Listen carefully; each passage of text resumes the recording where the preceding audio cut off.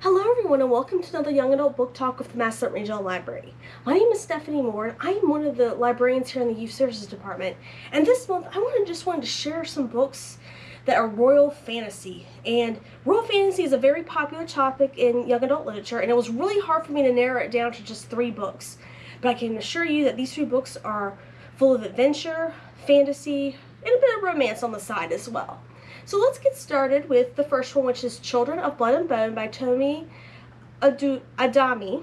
And so this starts off like white hair and horrific memories are all that remains of magic in the world of Orisha. And because 11 years ago the magic disappeared and the cruel king had killed anyone who practiced magic, which were called magi. And however, an ancient scroll reappeared and it caused people to gain their magic back. And this directly impacted 3 teenagers. The first is Zelly. Her mother practiced magic and she had control over life and death itself, and she was slaughtered by the king as well. And then we have Amari, who is the princess, the daughter of the cruel king, but she saw one of her best friends get slaughtered for practicing magic, so she stole the scroll and fled. And then Anani, he is the son and Amari's brother, and he's been tasked with bringing his sister and the scroll back to the king. But he discovers that he possesses the magic as well, and he's simultaneously fascinated with it, but he's also has to conceal it because his father will kill him if he finds out. And so Zelly and Amari become reluctant allies, and they need to seek out 2 more relics, the Sunstone and a bone dagger, to make magic permanent in Arusha again before the solstice. And because it can only be done through the artifacts, but if they perform this ritual, magic will permanently be back into Arusha. And there's only a few weeks away, and Anan is right on their trail, and it's who will succeed in this fast-paced adventure. And this is a fascinating world. There's an intricate map at the beginning of the front cover, as well as a description of the magi. There's 10 different specialties of magic, and it's really helpful because it's a very complex world, and it's both healing and destructive, and the author's very detailed, showing that it's not all good or bad, and in how the characters handle their powers. They can handle it well, or they can handle it not so well, as you can see. And it is a pretty dark book, especially because Zelly has the magic over life and death, so there's a lot of death, destruction, and murder, so it's a pretty dark read. But it's very fascinating because all 3 main characters and perspectives, you see a lot of growth in them. And it makes it very interesting because you never know which of the 3 are going to choose the light or the dark. So I highly recommend this suspenseful and haunting fantasy, and it was also a Virginia Reader's Choice winner for the 2021-2022 year. Now, the next book we're going to talk about is called Mirage by Somaiya Daud. And on the moon of Cadiz, 18-year-old Amani prepares for her majority ceremony, where she will be recognized as a fully adult. She'll get a da, which is a symbolic tattoo on her face. And besides the poetry that she secretly writes, this ceremony is one of the few things that she has to look forward to, because her moon world has been razed by the cruel Vateki Empire, and they leave only rubble and destruction and death in their path. However, during her majority ceremony, some drones for the Vateki Empire come and they take her to their homeworld of Adala, and it turns out that Amani bears an uncanny resemblance to the cruel Princess Maram, who is the heir to the Vateki Empire.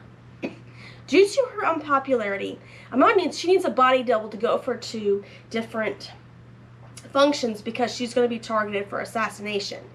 And so they train Amani in the royal customs of the Vateki Empire, trying to oppress her culture and heritage of Cadiz. And so Amani plays her forced role while seeking any way possible to escape her captivity and be reunited with her family. Now, I think that this book is fascinating because it uses actual Moroccan culture and history as a basis for the world of Mirage. I did some research on it while I was looking at these books, and it's so interesting how it mixes fantasy and Moroccan culture and outer space together to create a very unique novel.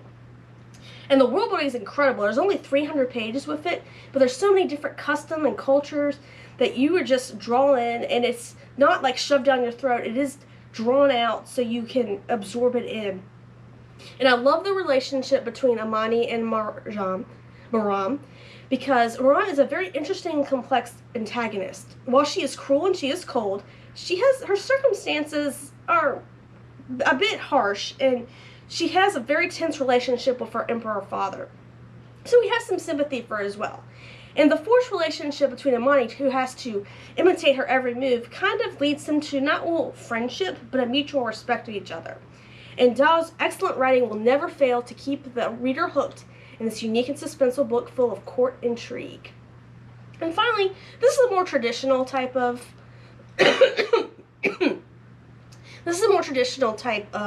royal fantasy, because it's more of a European base, unlike these two, which had Nigerian African influences, and this had Moroccan influences. And as with loads of fairy tales, this is Damsel by Elana Arnold. And as with loads of fairy tales, Damsel begins with a handsome prince storming a palace to slay an evil dragon, to save the damsel in distress to become his queen. And so, Prince Emery, one of the main characters in this book, he fulfills this legacy and he finds the damsel, but she has no recollection of her memory or life before he rescues her.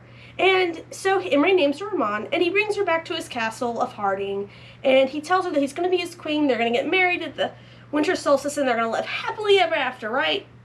No, not really. Because this is where the fairy tale ends and the darkness begins.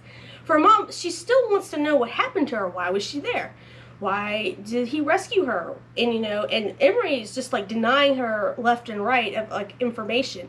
And he's really cruel. He, taunts her. He tries to keep her to control. He even threatens to kill her pet lynx.